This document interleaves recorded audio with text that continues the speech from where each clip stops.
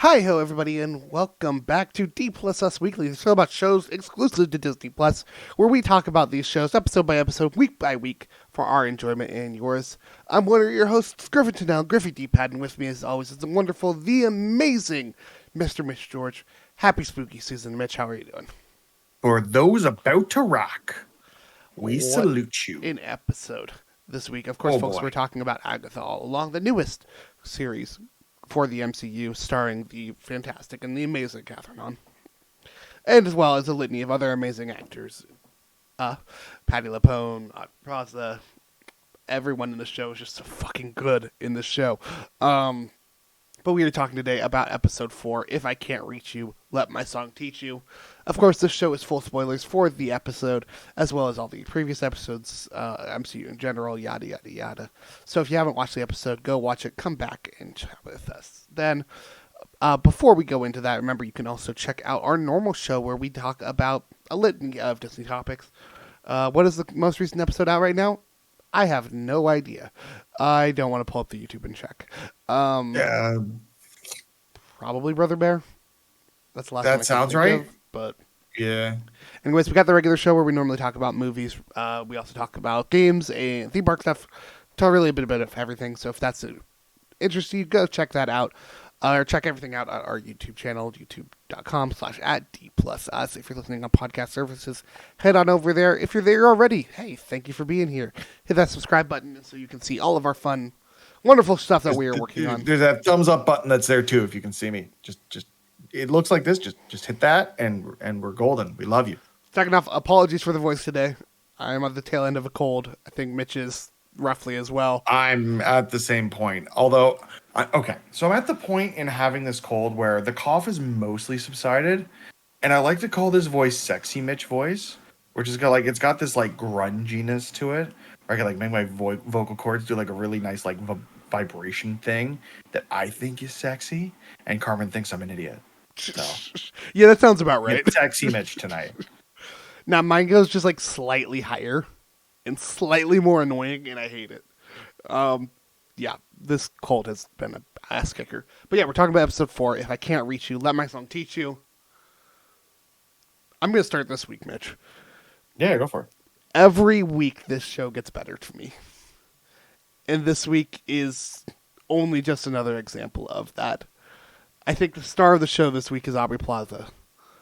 For It's me, just great to have her back. it is so good to see her back here, to watch her just play this absolute psycho.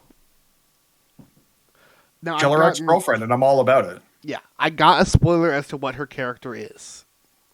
I'm not going to talk about it. I have a theory. I'm curious about your theory. I will neither confirm nor deny things based off of the spoiler that I know. Because Okay. the spoiler is not from the show. The spoiler is from toy sales.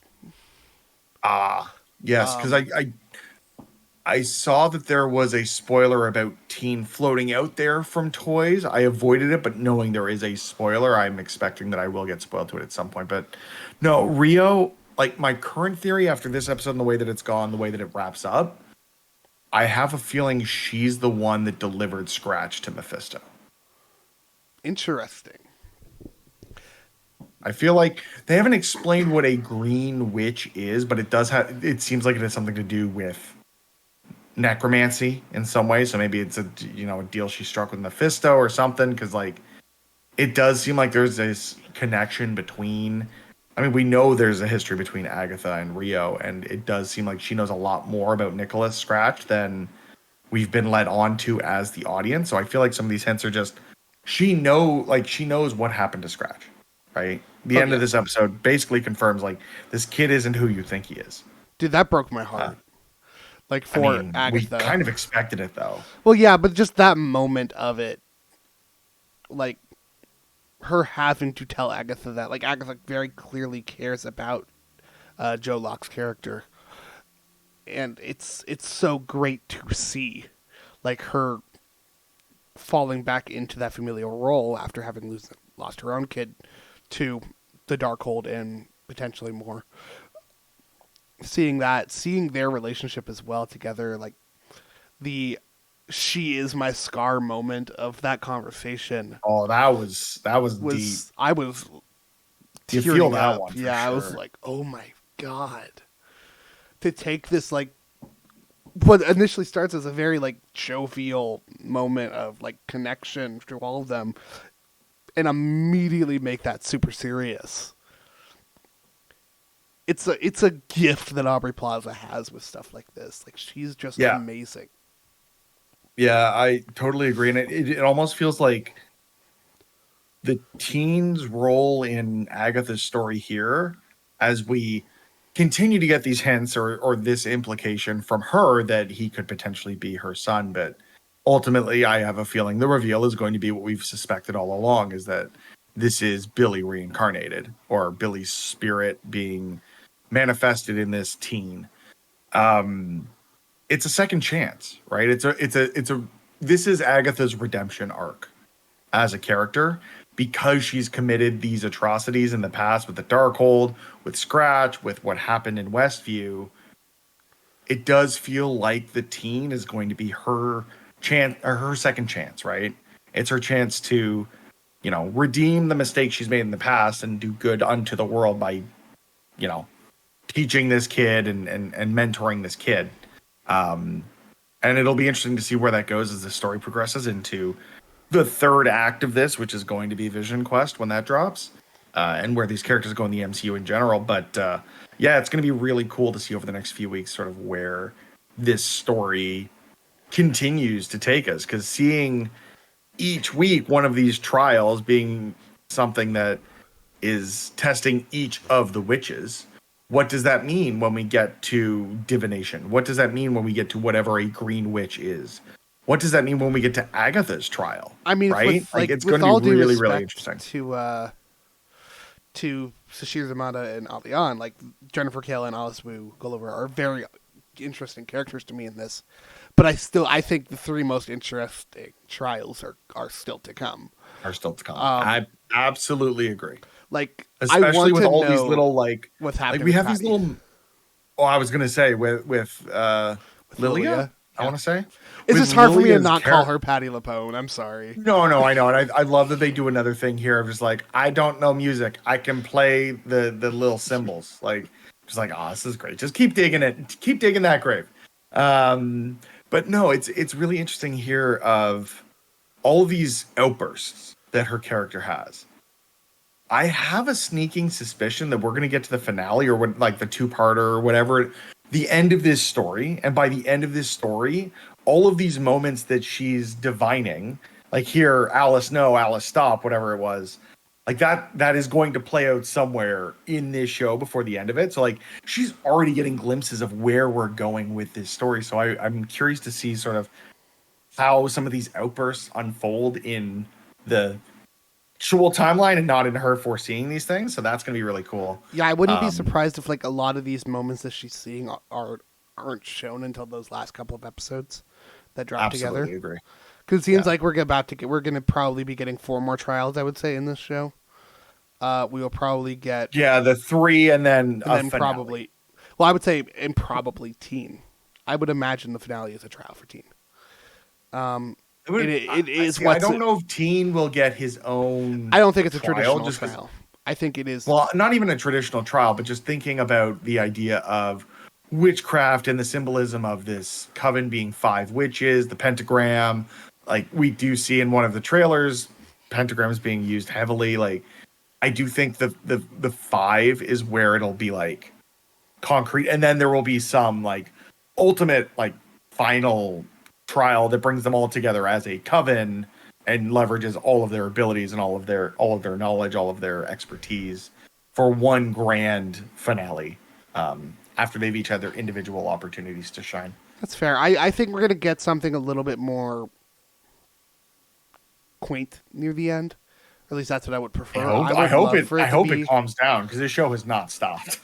I would love for it to just be more intimate at the end, especially with how things are playing out within the different relationships of the group. Whether it's Agatha and Teen, whether it's Agatha and Rio, or Teen and Alice, or Jennifer and Lilia. Like everyone has these relationships, and the fact that develop these essentially over 2 or 3 episodes is really impressive to me. Like, yes, there is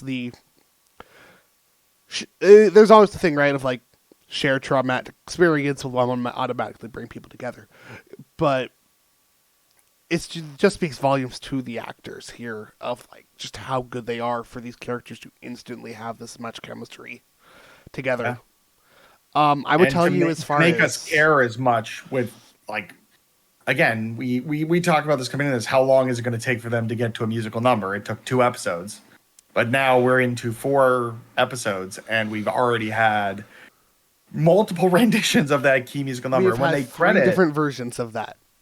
Yeah, and like when they credit the Lopez writing team, I can't remember their names specifically. Like, them being credited in this show is a testament to the originality that they put into this song, as well as the multiple renditions that we've gotten. And I think like this week takes the cake thus far. Yeah, I love that this show is so controlled by the ballad. Like, it is at the heart of the DNA of this show, and I think that that's really important for it. I'm seeing a lot of, and I think part of it is why I love this show so much. Like, this is very quickly becoming one of my favorite Marvel shows. Potentially, like, I know I have my personals that dethrone WandaVision, but like WandaVision and Loki are typically considered to be the 2 best Top tier. I think Agatha is at that level, at least with WandaVision. I hope it is by the end of it. I can't really say that myself now, just because we've had a lot of really great moments throughout some of these shows. Even looking back at something like Falcon and Winter Soldier, even Loki season 2 in parts, I really enjoyed. It's going to be hard for, personally, me to outrank either Loki season 1 or WandaVision, but I mean, Loki season I've 1 enjoyed sucks, the journey thus so. far. Sorry, I had to get it in there somewhere. I know. I still Agree hate to that disagree. show. I know. Yeah, like I'll still have my personal favorites, right? Like, I still unabashedly love the Hawkeye show, but I think this is something ridiculously special because of the audience it's trying to hammer towards. It's not pointed at your normal MCU audience. This is a much more diverse audience. This is, frankly, this is not focused towards your typical white comic book male dude that is just here to watch action. That's not what the show is, and I love that so fucking much. And you can see that in a lot of like scuttlebutt online, which is like, never believe the shit you see from Marvel fanboys on Twitter, but watching them go for that of like, it's always fascinating what they target, because obviously they will target women, minorities, etc., etc. But when they actually start to have to complain about the show that they will never fucking watch because they're idiots already, it's interesting to see what they target, and none of them are targeting that song because it is at the heart of all of this. It is the story.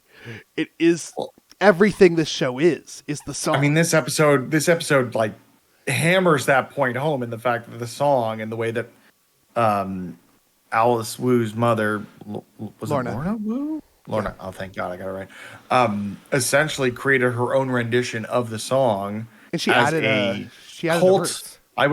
It's like a cult single or like a one-hit wonder, whatever you want to call it, but it gets plays, and the fact that it's always playing somewhere, it is a protection spell for her against this family curse, which I thought was really, really well thought out. Yeah. So, alongside, like, Marvel's been really good about releasing the music alongside these episodes. They put it out today, but they also put out what would be Lorna Wu's version.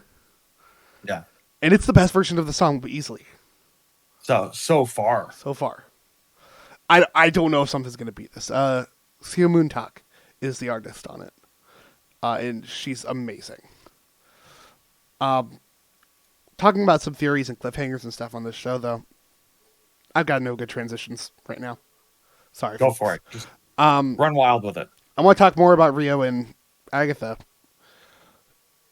I'm starting to understand now why Agatha might hate Rio. I still don't know why Rio hates Agatha. I still don't know why Rio wants to kill Agatha. Obviously, there is the history of of them being exes and whatnot, and obviously they very much still care for each other. So why does she feel the need to kill Agatha? What was the motivating factor in that? I still really want to know. There's so much it could be with how these two characters are. I have another theory. Hit me. Agatha's been around a while, right? Yeah. And she made it to the end of the road with another, right? I still think it was Rio, but I also think it was Rio, but I'm also thinking, like, what would people go to the end of the road for? And looking at someone like Rio, maybe it's purpose. So wondering if maybe, like, with the way that she talks about her scar and the fact that she had to do something to the person she loved that she didn't want to do, even though it was her job. I'm now thinking, like, you think Green Witch, they all talk about how essential a Green Witch is to traveling the road. It's got to be some sort of, like, not elemental, but like natural, like a fundamental force in the world, right? And we know Agatha sacrificed her son, but does that mean he died? So if he died, would that not mean that death came to collect?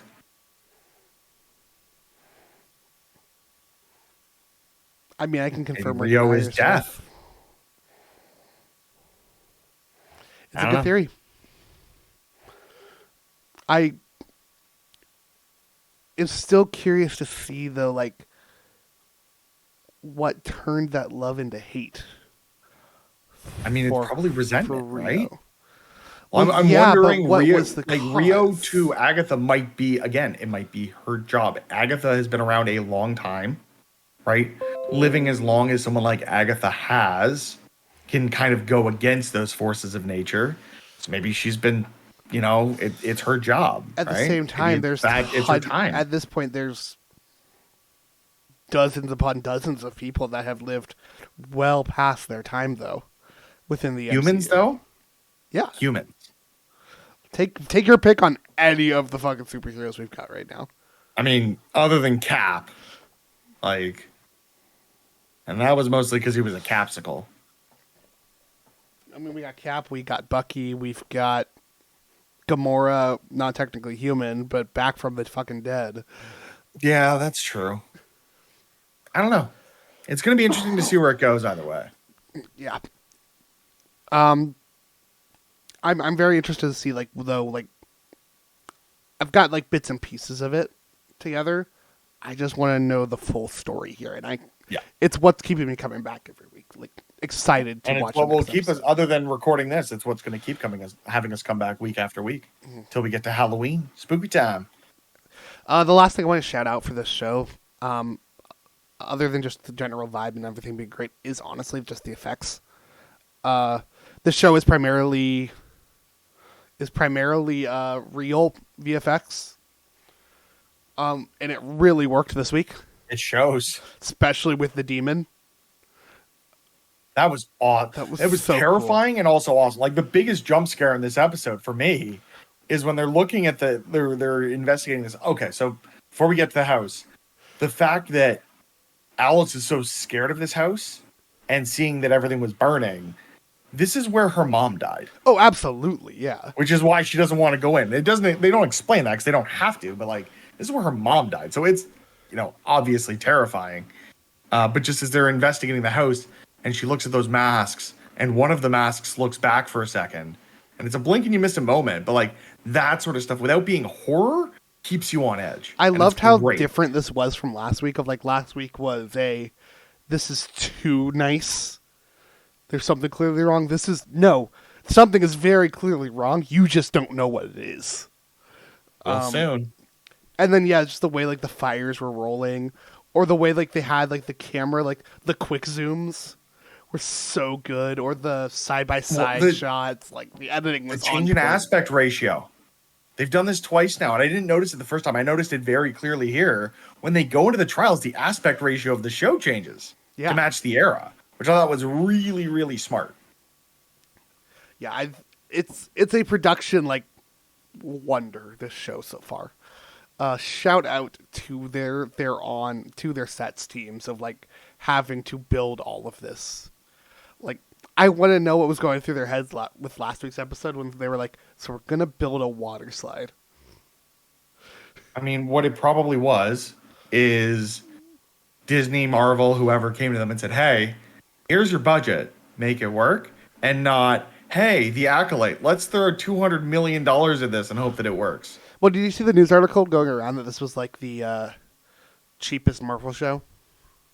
Yes, and I think something that I've really enjoyed historically is artists, creatives having to make do with constraint. I think the most ingenuity comes around where it's like, okay, we know what we have. How can we use what we have to make what we want? As opposed to, here's a bottomless wallet. Here's a Amex Black Card. Do your thing. We saw what happened with the Star Wars sequels. Love them or hate them, there was basically unlimited budget there, and there were decisions made that were not to the not to the benefit of the storytelling motif that they presented in those films. Here, with a very tight story, they're able to use what they have or the means they've been given to tell something really cool and to use practical effects and to make us put us on edge without having to, rely on a CG demon or, weird I mean, there was still a little CG makeup of like all those makeup effects last week were practical. Like it's off-putting. It gives vibes of like the Goonies almost, of like they're just making do with what they got, and what they got is pretty damn good. Yeah, it's a good reminder of one of the better ways to do things. I like that everything is physical effects here, and I think that really helps for just the emphasis that this show has on the craft side of witchcraft.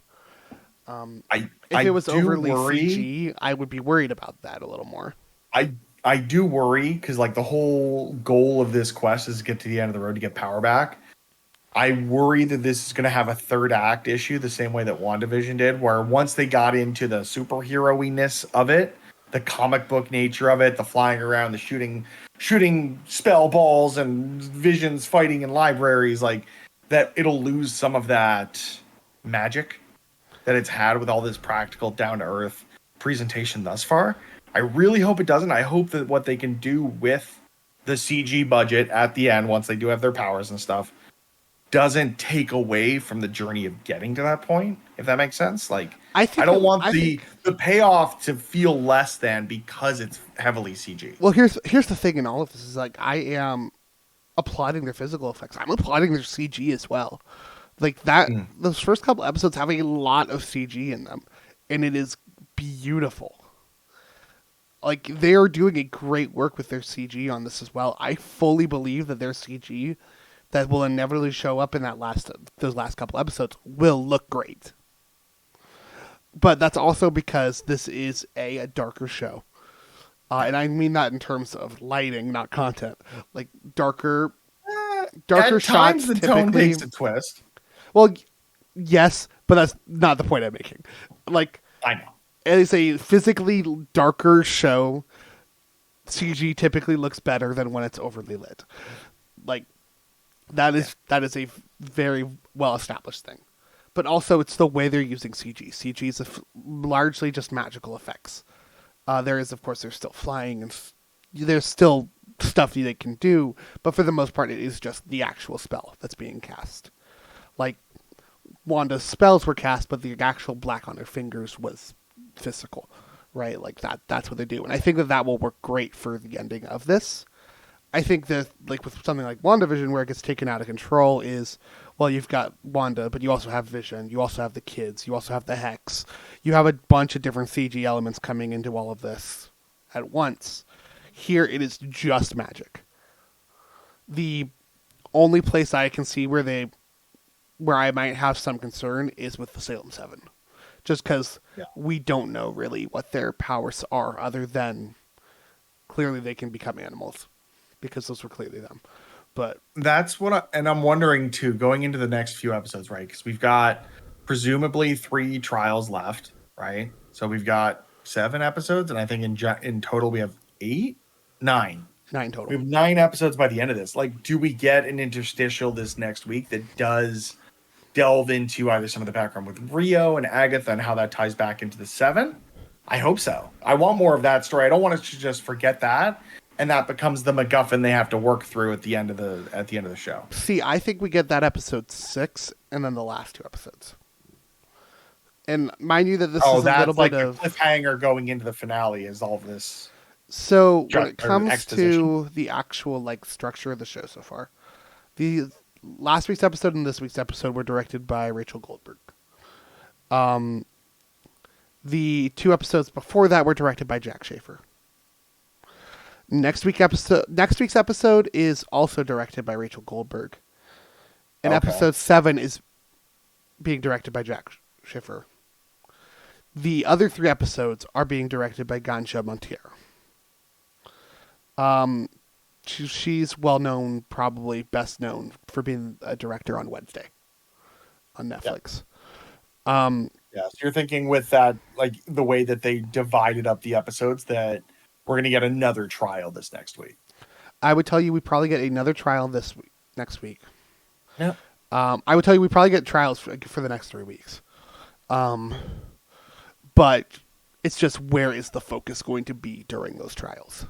That I think is what's really going to tell the story. And I think that we can possibly jump into a backstory or do a flashback for a little bit for someone like Lilia. Or we can jump into Rio and Agatha having a conversation about what their past. Like, a lot can happen there. And I'm interested to see what happens next. We'll get there when we get there. But again, I'm essentially metagaming the plot. So anything can happen. This shit's wild. I'm excited for next week. Aren't you, Mitch? Honestly, I'm more excited to just go to bed tonight. It's been a long week. Well, in that case, let's wrap up this episode. Of course, folks, thank you for hanging out with us. You can find us everywhere at D+Us. Go check out the other show. Come check out this show when we drop our next episode next week. We will see y'all then. But until then, have a magical day. Excelsior.